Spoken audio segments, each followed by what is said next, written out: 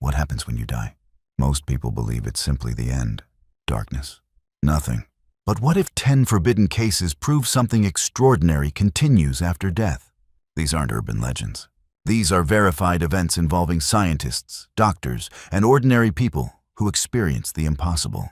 Skeptics have tried desperately to explain them away. Every single time, they've failed.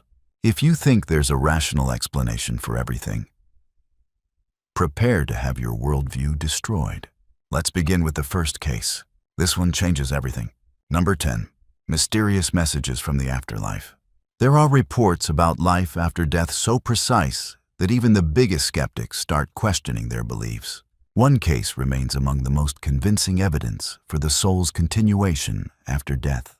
It involves Henry and Eleanor Sidgwick, a married couple who stood among the most important researchers of their era. Henry was a highly respected philosopher at Cambridge and a founder of the Society for Psychical Research. This organization pioneered studying paranormal phenomena using scientific methods. Henry wasn't a dreamer. He was a thinker dedicated to the search for truth. His wife Eleanor proved equally remarkable, a mathematician and scientist who later became president of the society herself. Colleagues considered her the ultimate skeptic, someone who examined every detail and never allowed wishful thinking to cloud her judgment. This is precisely why this case carries such weight. When Henry developed stomach cancer and understood his life was ending, he made Eleanor a promise. If it was truly possible, he would send her a sign after death, a signal proving his continued existence. But Henry chose no ordinary sign. They agreed upon a secret password known only to them, something so unusual no medium could possibly guess it. With this agreement, the Sidgwicks created an authentic test for the afterlife. Henry died in 1900 at age 62. Eleanor held on to hope the promised sign might reach her. Weeks later, she attended a seance. Something happened she would never forget. She received exactly the agreed-upon signal. Not some vague phrase, not a random expression, but precisely the secret password only she and Henry knew. For Eleanor, it was an enormous shock, not because she felt deceived, because it was unmistakably clear. This message definitely came from Henry. Unbelievable. She never revealed the actual password. That's exactly what makes this case powerful. The secret existed only between them. No one else could have known it or replicated it. Completely impossible. Many researchers still regard this as one of the strongest pieces of evidence for life after death. This wasn't a vague vision or feeling. It was a precise, verifiable sign. Skeptics raised objections. Some claimed Eleanor misinterpreted something. Others dismissed it as psychological projection. But all those arguments share one fatal flaw. None explain how a secret password could appear with such clarity. Eleanor Sidgwick wasn't just another researcher. She was probably the most critical personality in parapsychology of her time. If even she reported this sign was genuinely transmitted, we're looking at something far greater than a made-up story. So, is this secret sign proof that the soul continues after death? A thought that offers hope and truly goes under your skin. Number 9. The shocking photographs of the human soul. Can you actually make the soul visible? Can you capture the exact moment life departs from the body? Russian biophysicist Konstantin Korotkov claims precisely that. In the 1990s, he developed a technique allowing him to photograph people as they died. What he discovered remains one of the most mysterious findings about the soul's existence. He worked with gas discharge visualization, an advancement of Kirlian photography. Body parts are placed on a glass plate through which a weak electric field passes. A camera captures the glowing pattern. Skeptics dismiss it as electrical discharge from skin moisture, but Korotkov remained convinced. These patterns reveal life energy, something we might call the soul. He became famous for claiming he documented exactly how this energy leaves the body at death. According to Korotkov, death doesn't happen in one instant. It unfolds in stages. First, energy detaches from the head and chest. Then it shifts toward the abdomen. Finally, it exits through the navel and spreads into the surrounding space. For Korotkov, this represented proof that death is a process, something invisible yet real departing our bodies step by step. But what exactly is this soul he claimed to photograph? A product of consciousness? A construct of imagination? Or actual energy defining our being, independent from the physical body? If the soul really is energy, then theoretically, it should be measurable. That's exactly what Korotkov claimed to achieve, photographing the soul, making it visible, extremely fascinating. One aspect proved especially disturbing. Korotkov reported the energy didn't vanish immediately after death. With some individuals, it remained around the body for hours, sometimes days, before finally fading away, almost as if the soul lingered before moving on. So, in the first hours after death, does the soul remain close to us, slowly saying goodbye? A fascinating yet unsettling thought. Critics accused Korotkov of measuring nothing but physical effects: evaporation, heat differences, skin reactions. But he countered that the patterns were far too complex for coincidence. The sudden intensity decrease at death didn't match skeptical explanations. These aren't subjective reports. They're photographic images existing for decades, documenting what we all eventually experience. The transition from this world to whatever comes next. Number 8. The creepiest ghost photograph in the world. This picture is considered one of the most unexplainable photographs ever captured. Many regard it as proof of the soul's existence.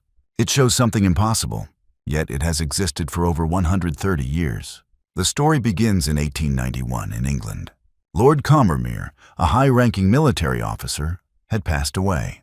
While his funeral took place kilometers away, a visitor named Sybil Corbett was at Combermere Abbey. She set up her camera in the library and took a photograph. She had no idea she was about to create one of history's most famous ghost images. When the plate developed, something strange became visible. Sitting in a chair was a ghostly figure. The outline, the posture, the silhouette, all remarkably similar to Lord Combermere himself. Here's the disturbing part. At that exact moment, he was being buried kilometers away. This photograph is an original from 1891, never edited. It exists exactly like this today. So is this proof that physical death isn't the end? Early cameras with long exposure times were extremely sensitive. They captured not only visible elements, but tiny environmental changes human eyes couldn't detect. Some researchers believe long exposures opened a window, allowing something normally hidden to imprint on the plate. Skeptics suggest exposure errors. Maybe a servant walked through, appearing transparent from movement. But supporters insist the outline and similarity to Lord Combermere are far too precise for coincidence. That's why this photograph remains one of history's greatest mysteries. Not a vague story, a solid picture anyone can examine, an image no one has convincingly explained. But this was only the beginning. The truly shocking cases lie ahead. Number 7. The mysterious phone call from the afterlife. Can a person contact the living at the moment of death? Can consciousness exist independently when heart and brain show zero activity? The case of American psychotherapist Mary Jo Rapini remains one of the most mysterious events worldwide. Rapini became known for her work with critically ill patients and her own near-death experience. After brain surgery complications, she described leaving her physical body, experiencing something profoundly spiritual. Perhaps that's why she takes others' reports so seriously. One case leaves even the strongest skeptics speechless. One of her patients required complicated heart surgery. During the procedure, he suffered cardiac arrest. For several minutes, he was clinically dead while doctors fought for his life. And during that exact time, something happened no one has explained. At home, his wife's phone rang. On the display appeared her husband's number, even though he lay motionless on the operating table. Absolutely insane. She answered and heard one single word: love. Then the connection cut off. No interference, no conversation. Just that one profound word. When hospital records were examined, something shocking emerged. The patient's phone had been locked in his hospital locker throughout the operation. Turned off, the locker secured with a code only he knew. No one else could have accessed it. Mary Jo Rapini emphasized this was documented and verified, not an urban legend. That's why professional circles regard this as authentic. A phone call with absolutely no logical explanation. One word, one message, sent when the man's body showed no signs of life. When he regained consciousness, he didn't know he'd been clinically dead. The experience felt like a dream. He reported dreaming about talking to his wife. He was shocked to learn she'd actually received a call. So does a soul truly exist that continues independently from the body, even capable of contacting the living? An extremely fascinating thought. Before we continue, a quick question. Do you believe we continue existing after death? Write yes or no in the comments. We're really looking forward to your answers. Subscribe and give this video a like. It's free and helps us keep producing these videos. Thank you. Number 6. Deathbed visions. What exactly happens when we die? Is dying painful? Something we should fear? Or is there no reason to fear anything at the end? Again and again, people report astonishing experiences shortly before death. Much suggests dying isn't the end, but a transition into something greater awaiting every one of us, whether we believe it or not. Dr. Christopher Kerr, a cardiologist who directed a hospice in Buffalo, collected hundreds of deathbed reports throughout his career. His credibility makes the difference. Kerr isn't an esoteric thinker. He's a medical doctor who spent decades observing patients' final hours. What he discovered is fascinating. Dying people described being met by deceased relatives who came to pick them up. They didn't describe it as negative, but comforting, peaceful. Many felt lovingly welcomed with no fear whatsoever. These experiences occur independently of religion, culture, or background. Not only believers report this, atheists do too. People convinced nothing comes after death. Yet they describe identical appearances. If these were brain hallucinations, they should differ person to person. A Christian might see angels, a Hindu divine beings, an atheist nothing. Yet reports are remarkably similar across all boundaries. Dr. Kerr heard the same descriptions repeatedly. Deceased parents suddenly at the bedside, long-lost children appearing, taking their hand, telling them everything was fine. Some saw friends, siblings, partners they hadn't seen in years. Always a feeling of safety, as if returning somewhere familiar. One moving case involved a terminally ill girl. In her last hours, she said her deceased mother stood at her bed, reaching out to take her along. It wasn't frightening, a moment full of joy and comfort. She became calm, smiled, peacefully fell asleep. Shortly after, she passed away. These visions had powerful physical effects. People tormented by fear suddenly became calm. Patients who could hardly smile appeared peaceful, relieved. Why would dying brains worldwide produce such similar images? Hallucinations normally reflect culture and personal experience. Yet people from different backgrounds describe almost identical things. That's hardly explainable by coincidence. Number 5. The moment of birth and death. What you're about to hear will change your understanding of life and death forever. What really happens in our very last moment?